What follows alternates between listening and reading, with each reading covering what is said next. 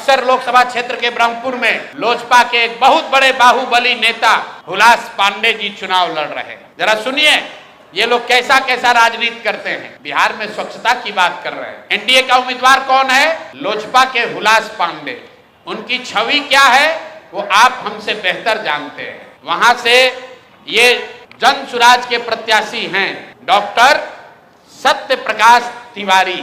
देख लीजिए पटना में बहुत बड़ा नेत्र अस्पताल चलाते हैं और इनका चेहरा देख लीजिए कि एक दबाव में इन्होंने टिकट लिया है कि खुशी खुशी लिया है। ये देख लीजिए इन्होंने जन सुराज का टिकट लिया, जन सुराज ने इनको उम्मीदवार बनाया। 3 दिनों तक इन्होंने सक्रियता से वहां प्रचार किया, लेकिन कल जब नामांकन वापस लेने की अंतिम तारीख था, परसों रात तक ये साहब अभियान में लगे हुए थे, प्रचार कर रहे थे और कल सुबह में अचानक से भाई साहब ने अपना उम्मीदवारी, अपना नामांकन वापस लिया है। और वापस लेने के पीछे का चित्र देख लीजिए। उन्होंने एक चित्र जारी किया है कि जहां पर डॉक्टर साहब अपना नामांकन वापस ले रहे हैं, हम चित्र जारी कर रहे हैं। देखिए धर्मेंद्र प्रधान है और यही डॉक्टर सत्य प्रकाश तिवारी हैं। इनके घर पर बैठ के इनको देखिए क्या किया जा रहा है। आपने भारत के लोकतांत्रिक इतिहास में ये नहीं देखा होगा कि चुनाव घोषित होने के बाद जो उम्मीदवार है, आधिकारिक तौर पे जो उम्मीदवार है, उससे पार्टी का कार्यकर्ता नहीं, लोकल नेतृत्व नहीं, भाजपा के केंद्र में मंत्री धर्मेंद्र प्रधान है। ये देखिए हाथ मिला रहे हैं भाई साहब। इस डॉक्टर के घर पर बैठ के इसको दबाव देकर जबरदस्ती इनसे चुनाव में इनका नामांकन वापस लिया गया है।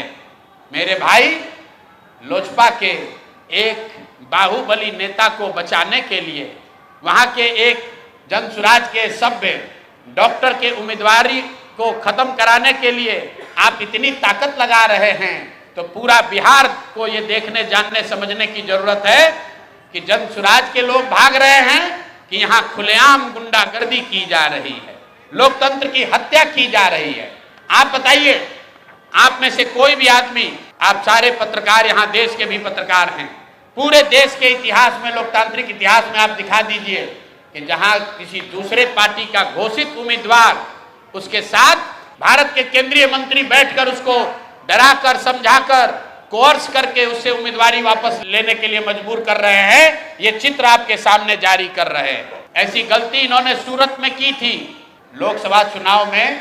आपको याद होगा जब ये लोग 400 पार का नारा दिए थे, तो सूरत में सारे दलों के प्रत्याशियों का नामांकन वापस ले लिया गया था।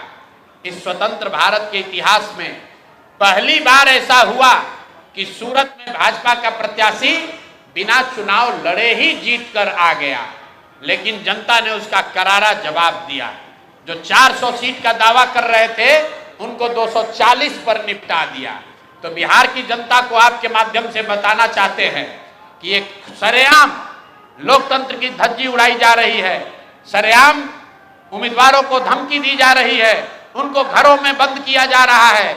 और बंद करने वाले लोग कोई स्थानीय नेता नहीं है, गुंडा बदमाश मवाली नहीं है। यहाँ के भारत के दूसरे मंत्री धर्मेंद्र प्रधान बैठकर देखिए चाय नाश्ता कर रहे हैं।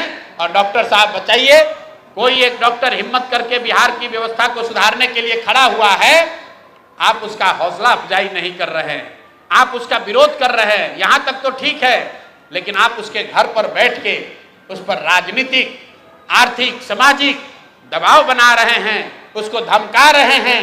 ये कहाँ तक ठीक है? ये बिहार की जनता को देखने और समझने की जरूरत है।